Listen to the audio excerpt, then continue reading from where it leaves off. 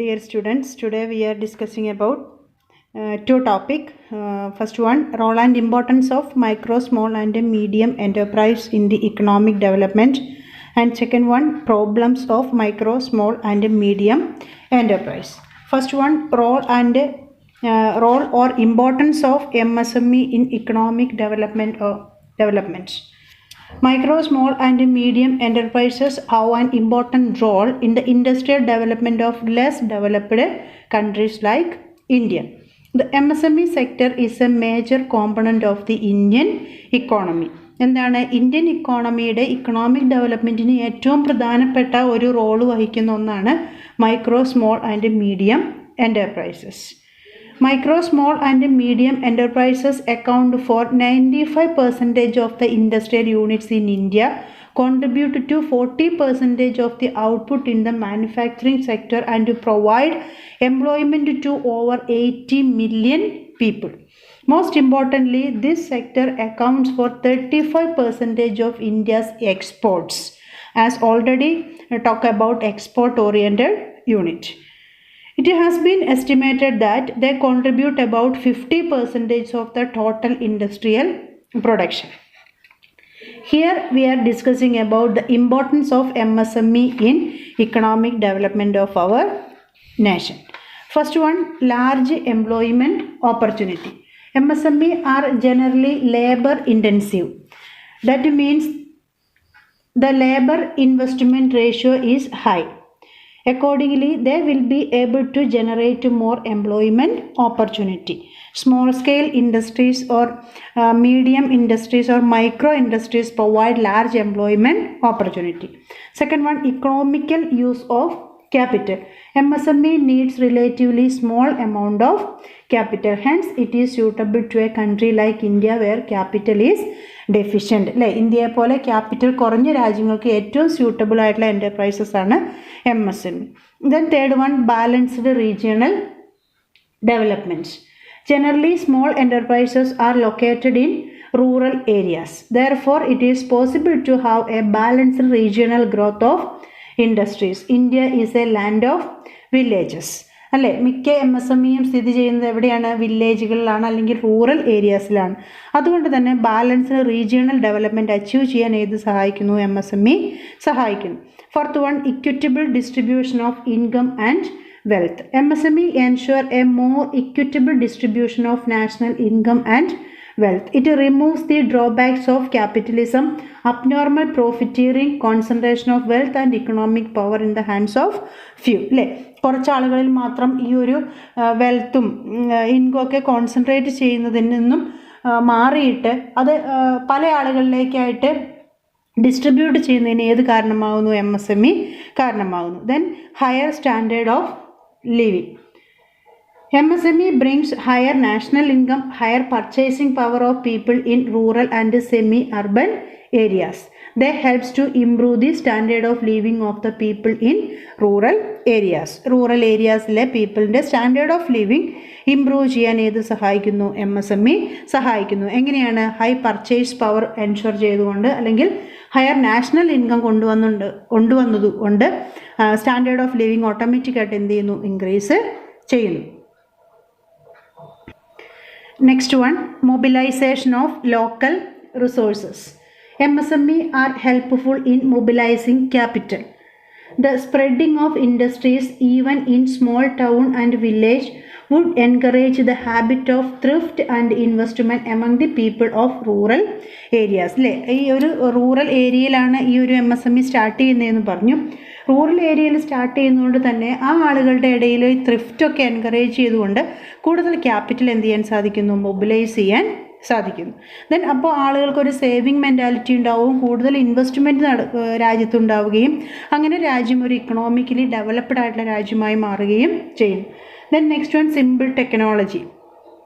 New but simple techniques of production can be adopted more easily by MSME without much investment. മിക്ക MSMEകളും പുതിയ എന്നാൽ simple ആയിട്ടുള്ള ടെക്നോളജികളാണ് എന്ത് ചെയ്യുന്നത്? അഡോപ്റ്റ് ചെയ്യുന്നത്.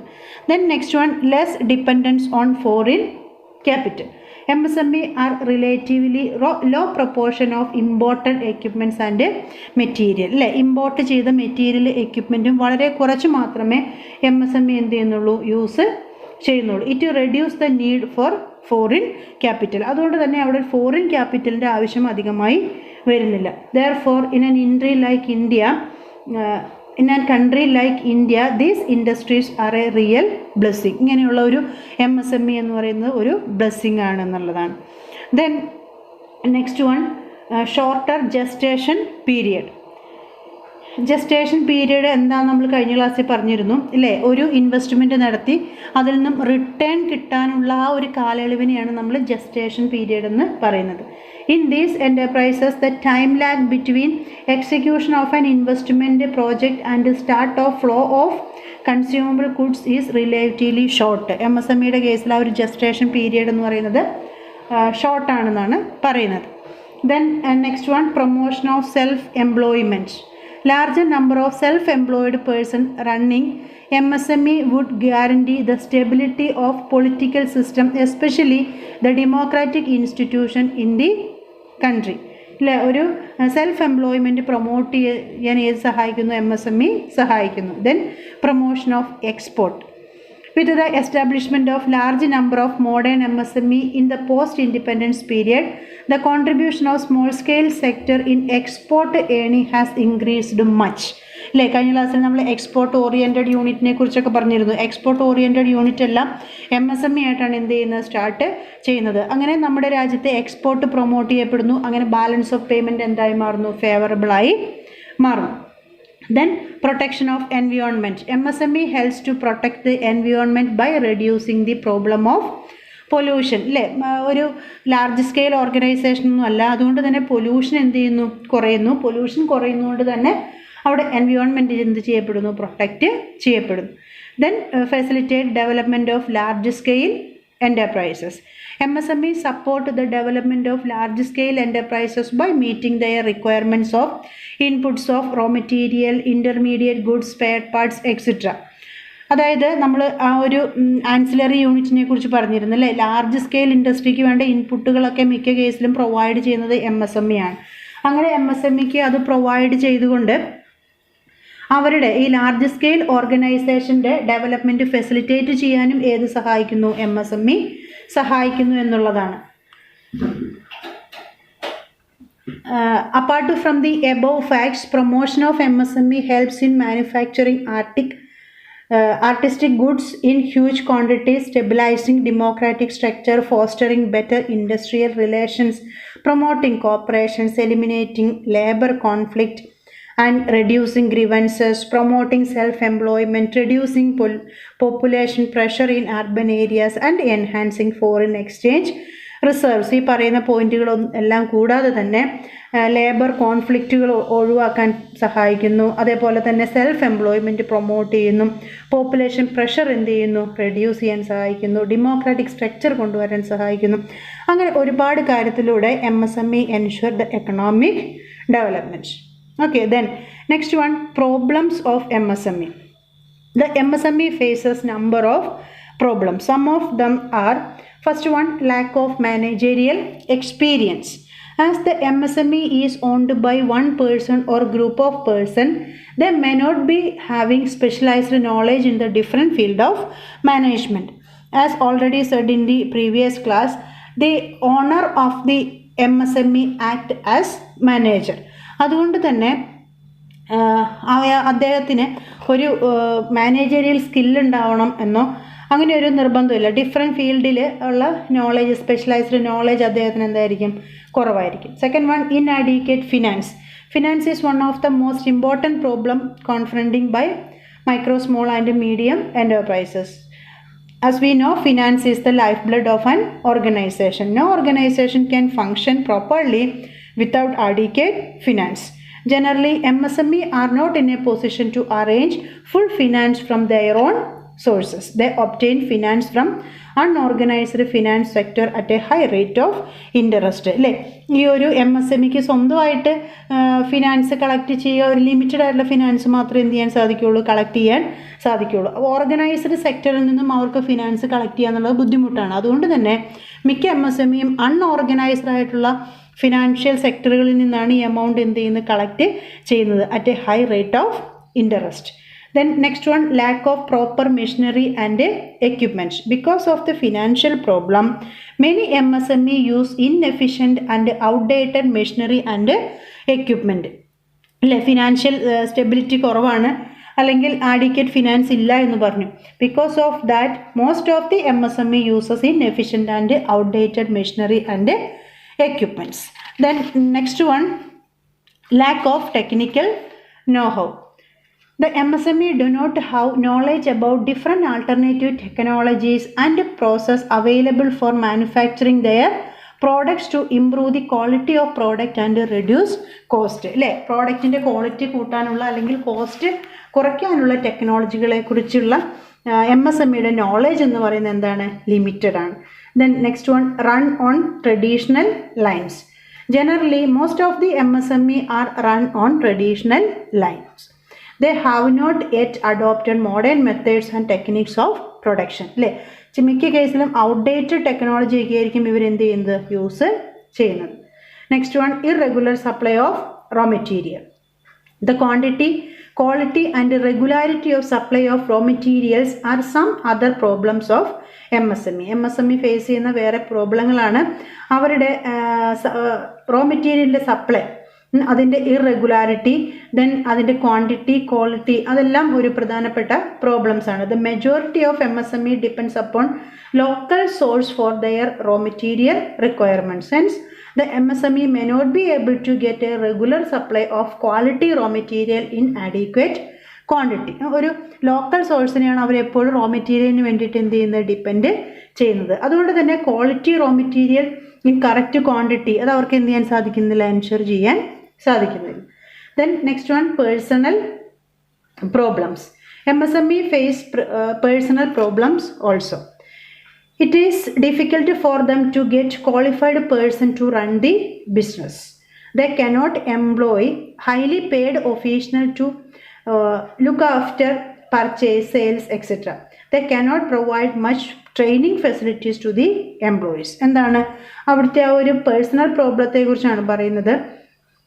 MSMEക്ക് ഒരു ക്വാളിഫൈഡ് ആയിട്ടുള്ള പേഴ്സണെ റൺ ചെയ്യാൻ ക്വാളിഫൈഡ് ആയിട്ടുള്ള ഒരു പേഴ്സണെ കിട്ടുക എന്നുള്ളത്, അല്ലെങ്കിൽ അങ്ങനെയുള്ള ആളുകളെ ഹൈലി പെയ്ഡ് ഒഫീഷ്യൽസിനെ അപ്പോയിൻറ്റ് ചെയ്യുക എന്നുള്ളതൊന്നും ഒരിക്കലും എന്തല്ല, അഫോർഡബിൾ അല്ല. പർച്ചേസ് ഡിപ്പാർട്ട്മെൻറ്റ് ലീഡ് ചെയ്യാൻ വേണ്ടി, സെയിൽസ് ഡിപ്പാർട്ട്മെൻറ്റ് ലീഡ് ചെയ്യാൻ വേണ്ടിയിട്ടൊന്നും ഹൈലി പെയ്ഡ് ഒഫീഷ്യൽസിനെ വെക്കാൻ ഒരു അഫോർഡബിൾ അല്ല എന്നുള്ളതാണ്. കാരണം അവരുടെ ഫിനാൻഷ്യൽ ലെവൽ എന്ന് പറയുന്നത് എന്താണ്, പൂറാണ്. ദെൻ അതുപോലെ തന്നെ അവിടെയുള്ള ഓൾറെഡിയുള്ള എംപ്ലോയീസിന് മച്ച് ട്രെയിനിങ് ഫെസിലിറ്റീസ് ഒന്നും എന്ത് ചെയ്യാൻ സാധിക്കുന്നില്ല, പ്രൊവൈഡ് ചെയ്യാൻ സാധിക്കുന്നില്ല എന്നുള്ളതാണ് വേറൊരു problem. Then problems of marketing. One of the main problem faced by MSME is in the field of marketing. The problem of popularizing brand name of the product of MSME is acute due to tough competition from the large industries. It cannot afford to costly advertisement. It does not have network of distribution system. There are delay in the payment of bills by large purchasers resulting in inadequate working capital. അതായത് marketing problem ആണ്. ഈ ഒരു marketing problem എന്ന് പറയുന്നത് ഒരു MSMEക്ക് അവരുടെ brand മാർക്കറ്റിൽ എന്ത് ചെയ്യാൻ സാധിക്കുന്നില്ല, പോപ്പുലറൈസ് ചെയ്യാൻ സാധിക്കുന്നില്ല. അല്ലെങ്കിൽ ആ ഒരു ബ്രാൻഡ് പോപ്പുലറൈസ് ചെയ്യുന്ന സമയത്ത് അവർ ലാർജ് ഇൻഡസ്ട്രീസിൻ്റെ അടുത്തും ടഫ് കോമ്പറ്റീഷൻ എന്ത് ചെയ്യേണ്ടി വരുന്നു, ഫേസ് ചെയ്യേണ്ടി വരുന്നു. ദെൻ അഡ്വർടൈസ്മെൻറ്റിന് വേണ്ടിയിട്ട് ഒരു ഹ്യൂജ് എമൗണ്ട് ഒന്നും എന്താ പറയുക ഇൻവെസ്റ്റ് ചെയ്യാൻ ആർക്ക് സാധിക്കില്ല, MSMEക്ക് സാധിക്കില്ല എന്നുള്ളതാണ്. ദെൻ അതാണ് problems of marketing. Then next one, lack of clear cut policy of the government. Lack of clear-cut policy of the government towards MSME is another problem. The government may take decision relating to MSME on the basis of political consideration rather than on economic consideration. എങ്ങനെയാണ് ഒരു government MSMEയുടെ കാര്യത്തിൽ തീരുമാനം എടുക്കുന്നത്? Political എന്താ പറയുക consideration വെച്ചുകൊണ്ടാണ്. Then അല്ലാതെ ഒരു ഇക്കണോമിക് കൺസിഡറേഷൻ വെച്ചുകൊണ്ടല്ല, അതായത് MSMEയെ പ്രൊട്ടക്റ്റ് ചെയ്യേണ്ടതുണ്ട്, അവർക്ക് വേണ്ട ഫിനാൻഷ്യൽ സപ്പോർട്ട് കൊടുക്കേണ്ടതുണ്ട് എന്നുള്ളൊരു ഇക്കണോമിക് കൺസിഡറേഷൻ വെച്ചുകൊണ്ടല്ല ഡിസിഷൻ എടുക്കുന്നത്, ഒരു പൊളിറ്റിക്കൽ കൺസിഡറേഷൻ വെച്ചുകൊണ്ടാണ് MSMEയുടെ കാര്യത്തിൽ ഗവൺമെൻറ് എന്തുണ്ടാക്കുന്ന പോളിസി ഉണ്ടാക്കുന്നത്. Then next one, bogus unit.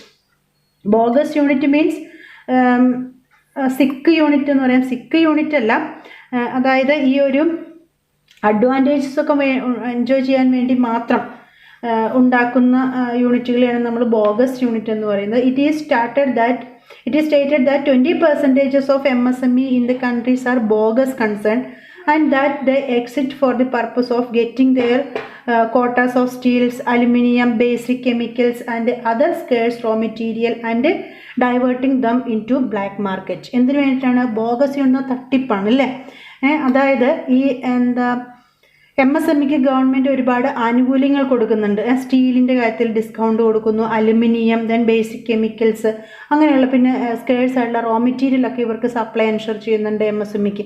അപ്പോൾ ആ ഒരു സപ്ലൈ കൈക്കലാക്കിക്കൊണ്ട് അത് ബ്ലാക്ക് മാർക്കറ്റിൽ വിൽക്കുക എന്നുള്ളൊരു ഉദ്ദേശത്തോടു കൂടിയാണ് ചില MSMEകളെങ്കിലും പ്രവർത്തിക്കുന്നത്. അങ്ങനെ ബോഗസ് യൂണിറ്റുകൾ ഉണ്ടെന്നാണ് പറയുന്നത്.